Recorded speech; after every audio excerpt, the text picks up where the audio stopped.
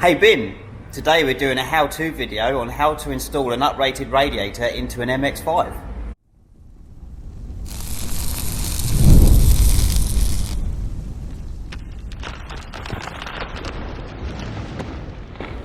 Okay, welcome along guys, and today is a how-to video on how to install an uprated alloy radiator into your MX5.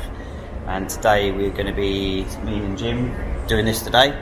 And we're going to be fitting it into a Mark 1 MX5. The one we're going to be putting it into is modified, but we're going to go over the stock version and the things that will be just slightly different, but it'll be the same. So here is the rad.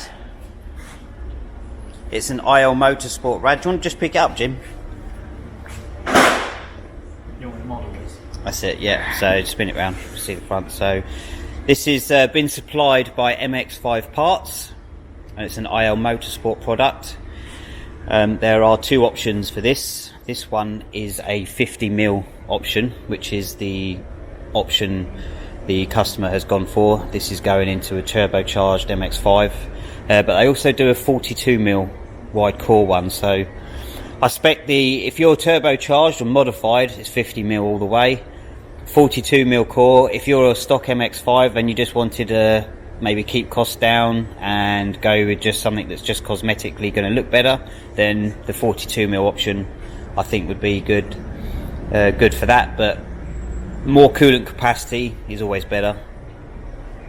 Okay, so that's the rad. There's if you want to know where to get the rad, there is a link in our description which will take you straight to MX5 Parts website, and you can get the product from them.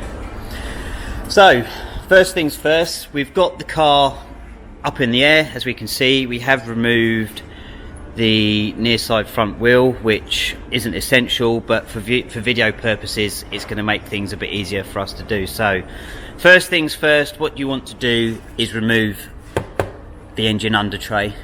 Now, this being a modified MX5, you can see charge pipe there.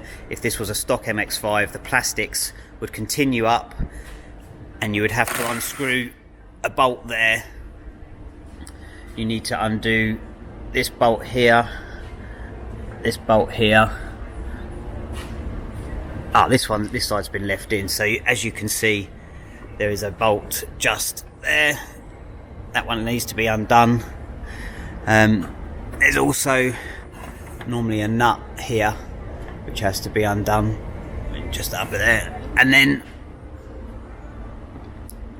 there you see that hole there, there's normally another piece of plastic which is in this area here, and you just undo it. So basically all the bolts from the splash guard undo and remove. So let's get that whipped off.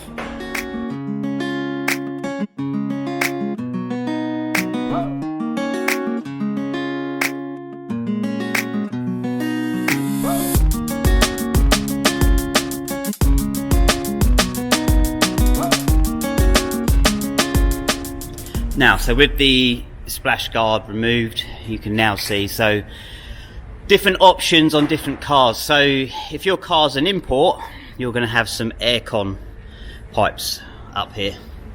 Actually, if you move that light behind Jim now, that's it. That's brilliant. So on a UK car with no aircon, these pipes here will not be here, and it makes the job just that little bit easier. So what you can do now is, this is the drain for the coolant. If you undo that, we can start draining the coolant while we're undoing the bolts for this aircon. So go ahead, Jim. Little tip for everybody. Go on. If you even try and use a cross-headed screwdriver on these, generally they just wrap. That's a good point, Jim. Should have mentioned that. So even though it does have a cross, a flat blade does always work better in there. A flat bladed screwdriver works a whole lot better.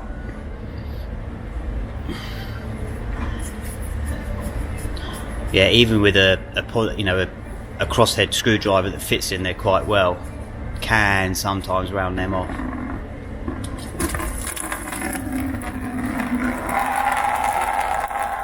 And then place bucket on floor.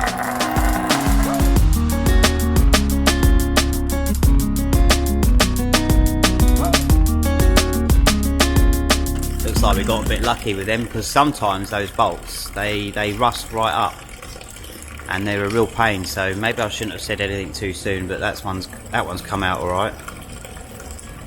What can sometimes happen is you just end up having to either cut them off or they just end up snapping.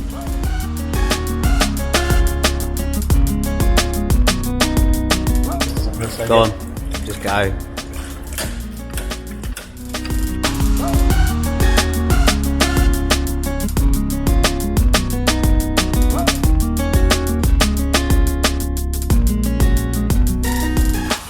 So anyone that's sort of the reason for uprating to an uprated radiator, there's many reasons. Even in a stock MX5, just because of the engine design and the cooling design, it does, you know, if you're on the track or it does struggle to keep it cool. So a bigger radiator is beneficial. Okay, so we're off there now, aren't we? Cool. Yep. Okay, so bottom hose. Once it's finished there. So on the stock cars, this bottom hose here is normally got a spring clip on it, which you will need some pliers. You just pinch them together and you just slide it back. In the moment, I am going to go and look at a stock car for you guys to look at, and you'll see the differences.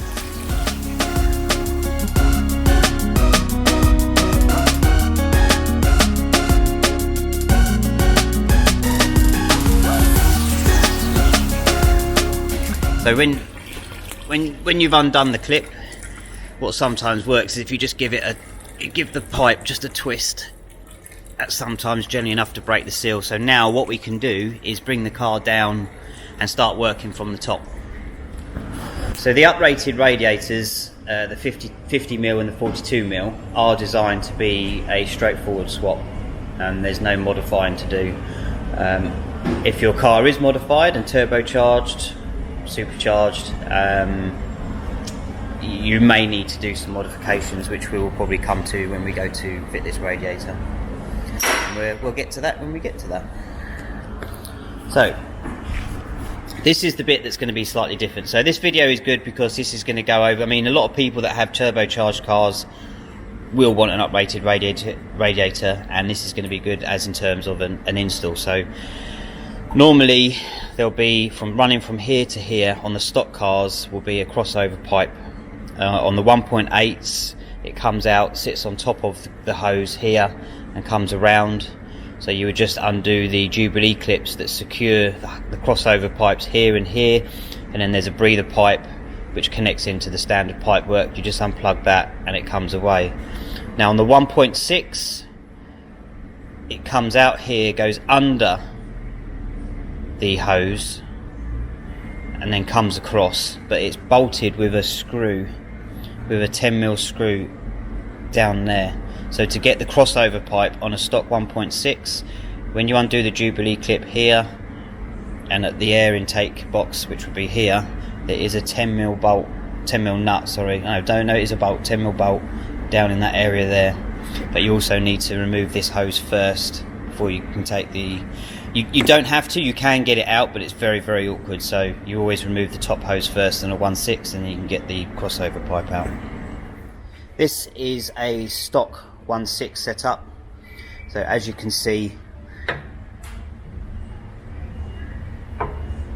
there's that nut I was talking about, that needs to be removed, and then obviously you undo the Jubilee clip. You can't get it out without removing the top hose, and then it goes round to an air box, which isn't in on this one, but that's the stock 1/6 setup there. Okay, Jim's removed the top hose there. So now that's been removed, we now want to, you know what, I'm going to use your branches. We now need to unplug the fan. There's a wiring plug just there, so if we unclip that, just push that in and pull, then that's out the way there. Hang on. So that's the plug for the aircon. Yeah, so we just unplugged that one.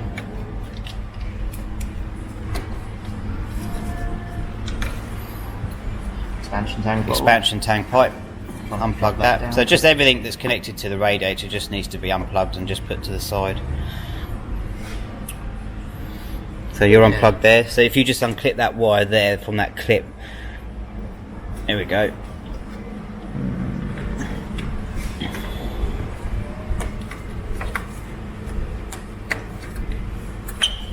Okay. So now it's the 212mm.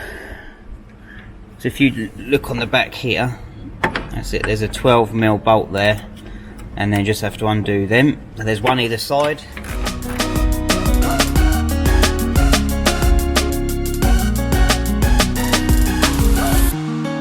So now all Jim's got to do is reach, well, you can probably either do it from the top or around the side, is take that bottom hose off. Nice. I'll do it. There we go.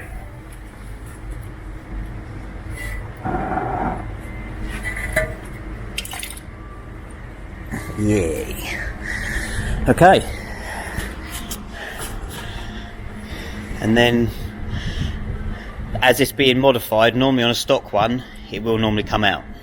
That's what the problem. What we got? This isn't going to come out. No? The fan's going to hit the top hose before it comes out. Because that tube's running in. Yeah, I thought it. That's alright. Quickly unbolt the, and see if you can just unplug it and then move it to the side.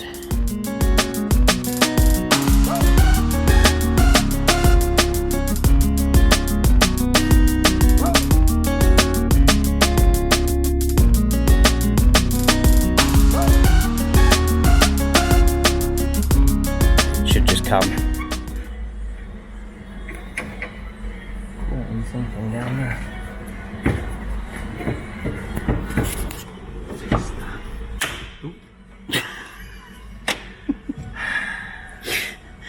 Okay, so things do go wrong occasionally. Plastics do get brittle, so we'll be replacing that bit, obviously. So it's not a good idea to put on the fan shroud. Are you getting all hot and flustered now, Jim? I can't figure out what this is grabbing on. It's hitting something solid.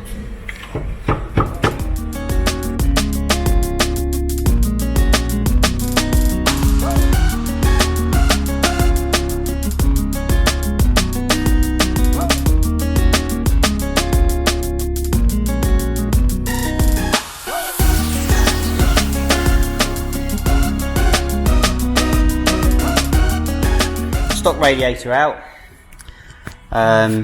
As you can see, it sits in these tabs here, and there's one either side down there. I don't think you can see that one. So yeah, it was just catching on just something of the aircon rad condenser. So that's it. So that's the removal. And shall we do a test fit with the new rad now? So in terms of bits you've got to remove to get this radiator in, it's not too bad. I say this was a little bit more difficult because we did leave the intercooler piping in.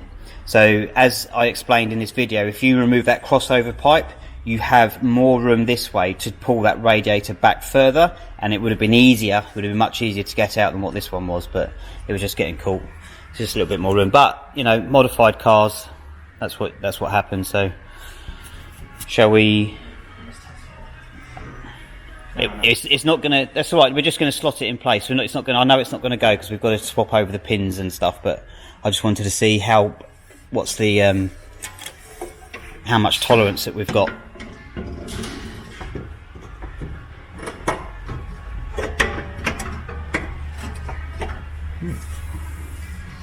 Is it wanting to sit on those cups? Yeah. Okay. No one moving out of the way. Yeah, that's another quite a common thing that you have to do. Okay, lift it out, Jim. All right. We'll. So what's happening is, because it is a bigger radiator, sometimes these. Where are we? Sometimes this clip here that the radiator sits into just needs pushing in a little bit. Not a lot. Maybe sort of like 2 or 3 mil both sides. and then it just comes down and sits down better. You know, every car's different. Okay, so that's the first section, and we'll get back to the refitting on it in just a moment. Okay, welcome back. We're back on the radiator swap and we're putting it in now. So let's just run through with you what we've done, because we've done a few things off camera just to speed up time but make completely sense. So this is the old rad. Let's bring it over. Let's bring it over here. So as you can tell, Jim, we thought Jim was heavy-handed with the radiator, but Jim, have you got the broken piece from it, so we can show the exhibit? If it won't take you too long to get. Well, anyway, while he's looking for the broken piece, what was quite comical, it has actually been glued. I don't know if you can see in there without it going all blurry, but there's a dab of glue there, glue along here, and there's traces of glue here. So Jim didn't break it. No, I don't know where it went. No, well, there's glue here, so we're excused, Jim. He wasn't being heavy. He wasn't being heavy-handed anyway. It was just I think it's super glue, and as everyone knows, super glue breaks down under heat. Right, so what we've done, so off camera, because the fan did break on this, so obviously that's not good to put back on, we've swapped it over. So literally, to remove the fans, it's 10mm, 10mm, 10mm, 10mm. So each fan has two 10mm bolts at the top and bottom. You just literally swap them over like for like. So new radiator, fans are bolted in. What you also have to do on the old radiator is remove, so these rubber bushings here came from this rubber mount here that's on this radiator. So there's two either side. At the top, one there and one there. The easiest way to do that is pull the metal insert out, and then you can pull the rubber grommet out as well. So that's the best way of doing that. I've done all this just to speed up time on, because otherwise it just takes a lot of faffing around. So you must remove the top rubbers and the insert from the old rad, and then at the bottom the rad utilises a mount here, and this is removed from the old rad. We're going to do that in a minute. Jim's going to remove the other one. So this is what secures the bottom of the rad in at the bottom of the car. So okay.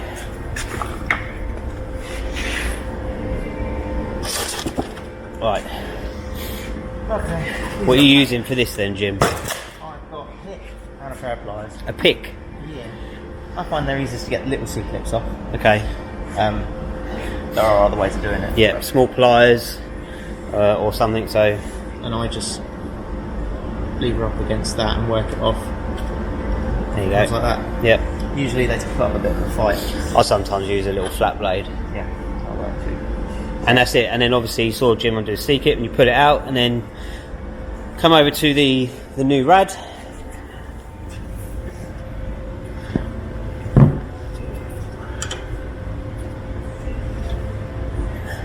Can be a bit stiff because tolerances might have a bit of dirt or rust on it or something.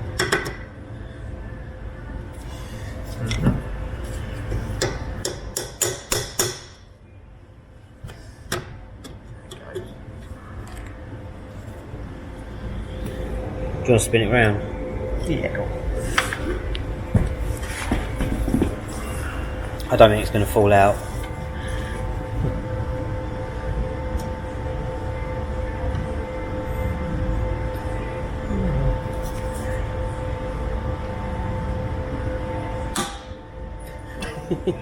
Well, now you're lucky, Jim. Now you got it.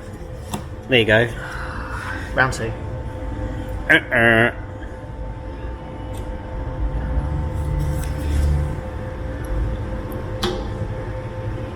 No, not strong enough. There we go. There we go. Cool. And then that's it. So if you hold that up so the fans are to you, the right way round. Upside down, Jim. Yeah, right, it's getting there. So there we go. So you've got your rubber mounts in at the top, and then your side mounts at the bottom. And that's it, radiator built. Let's get it back in the car. So, just quick before we put it in, so keen eye, so what we've removed is the intake pipe going to the inlet manifold. It was going to be in the way to put it in there, but crucially what was more in the way was that. So that is all the leftovers from the AC system. So you wouldn't necessarily have to remove that if you're uprating the radiator to a naturally aspirated, unmodified car. The reason why we had to is because the intercooler had been fitted and the aircon rad had been pushed back further, and everything was just too tight. It would have been rubbing, the pins sticking out the side of the aircon rad would have been touching the new radiator. So it was spoke to the customer, it was a choice of having to modify his existing setup to try and pull it forward about 10 to 15 mil, and then that way we could get the rad in. And he just chose the easiest option. The easiest option was by far, Jim, wasn't it, to put it out. So now no aircon system in there, loads more room, also airflow restriction better, yeah, less weight, so it's just all good really. Makes our job a little bit easier. So let's see how this goes in. What do you want to fit now?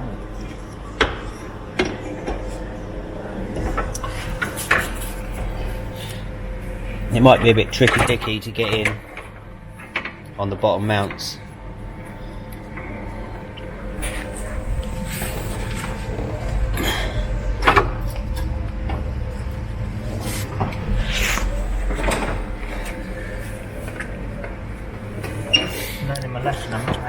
So when you put these new uprated rads in, the clips that are on the chassis legs they come, I'm going to explain this on camera, they come down and go like that, and sometimes where it comes down and like that, they need to be pushed in towards the chassis legs a bit, because they're just, I've already pushed them back a little bit just to see if it would fit. This is actually the first real-time fitment of this going in, so has it actually gone in? Yeah, I was going to say, we haven't actually put that in yet. But yeah, it's in. Yeah. It's quite snug. Yeah, okay, cool. So then it's basically the reverse procedure now. So the radiator's in, the fans are in. Do you want me to screw this bit in, the other one? So you get your mounting screw.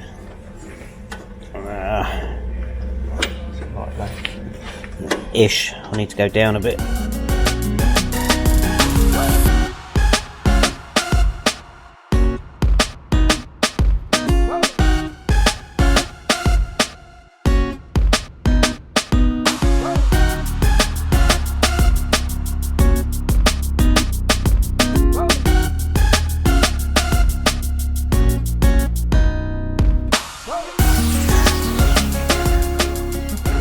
Jim's now got the radiator in, so obviously the next step is getting the intercooler pipe back into the inlet manifold. So obviously modified cars, this is going to be different. If this was a stock car now, so if it was the 1.6, if you were putting a 1.6 in now, you would put the crossover pipe in, and then the heater hose would be going on the top. If it's a 1.8, the crossover pipe goes on top, so now you would be putting the heater hose back on that way around, but we're modified, so we need to put the intake pipe on now.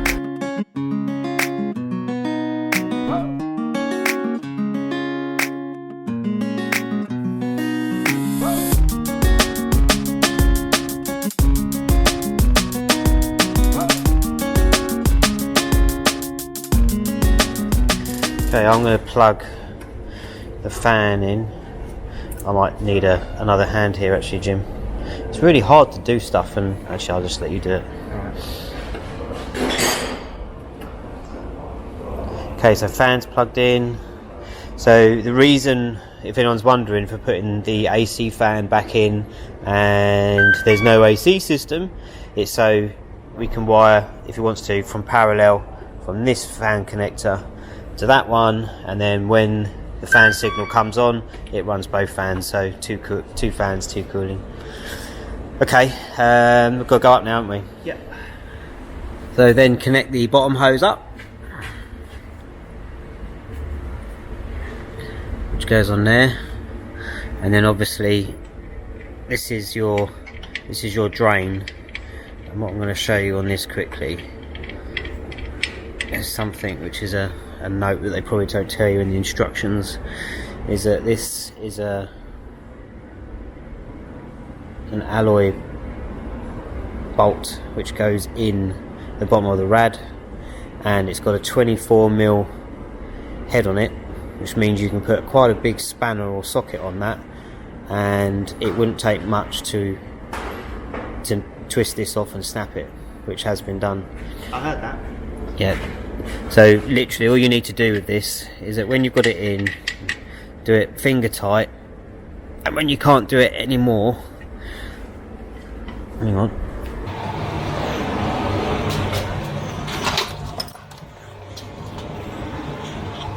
so finger tight when you can't go anymore,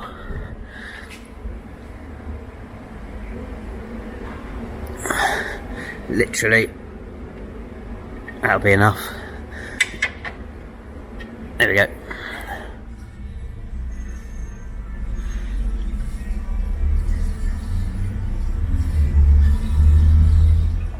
I usually get as much air as I can out. Yeah, and you're not far off. But what we won't do is we won't go through the whole process of bleeding, but we run through the ideal scenario now. So thing is, where there will be air in this system, so what I tend to find is, what you can do is, it depends on how much you've got in the system before you start getting it full there. Now we've just poured in 5 litres plus how much extra? 6? Is that about 6 litres? So I know there's enough coolant capacity in this to keep this engine from not overheating, even if there's a few air pockets in there. If you've only poured in maybe 2 litres or 3 litres and you've got an air pocket and you can't get any more coolant in, then what you need to do is keep this funnel in, start the engine up and run it and let it do its heat cycle, and then, you know, air will come out, and then you'll be able to top more in there, because if you can't get rid of that bubble, that airlock, you could end up having a hot spot inside the engine. But there's enough coolant that's gone in here now that we can just put the cap on. Another trick to do is that you can top the expansion tank up, and maybe when you fill it up for the first time, overfill it a little bit by that much, because when you run the heat cycle the engine and it cools down, it will draw it back through, and then you can your rad in the morning will be at the right level, and then you can just top your expansion tank up and everything will be correct. You want to start it up?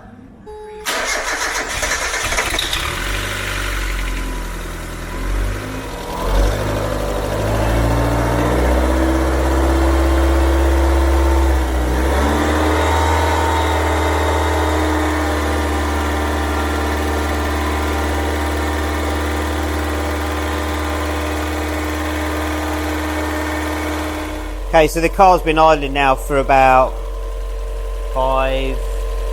8 minutes. I wouldn't say 10, maybe 8.5. And as you can see, I'm sure you can see in there, coolant's gone down a little bit, so Jim's going to top it up a little bit more.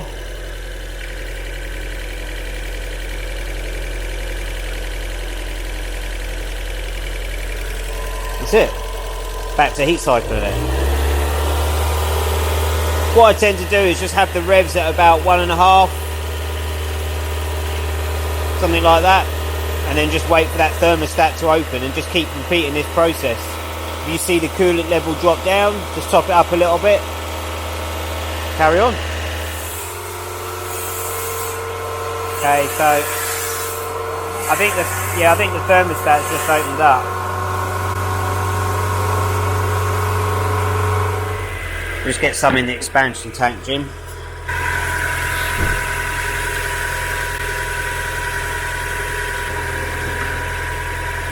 So if you are doing this at home, the thing to do is when you've done this, if you do fill it to the line, the chances are once you've gone out, used the car, it's cooled down, the following morning that will be lower. So recheck your expansion tank the following morning. Okay. Well, apart from the under tray, that's it really. I don't think I really need to show you guys how to refit the under tray after you've just removed it. It is literally just going back in the same place and putting the screws in, so I think that's it really. So that is how to fit an uprated radiator into an MX5, modified MX5, and also going over if it was standard 1.6 and 1.8. I think in the process of doing this video, Jim, there's shots of me with a hat and without a hat. I need a haircut. Right. Thanks for watching. I hope you liked the video. If you want us to do anything different on the next one, let us know. See you on the next one. Just thanks to MX5 Parts for hooking us up with this radiator. If you want to know where the radiator comes from, go to the link in the description and that will take you to their website. Okay, see you on the next one. Bye bye.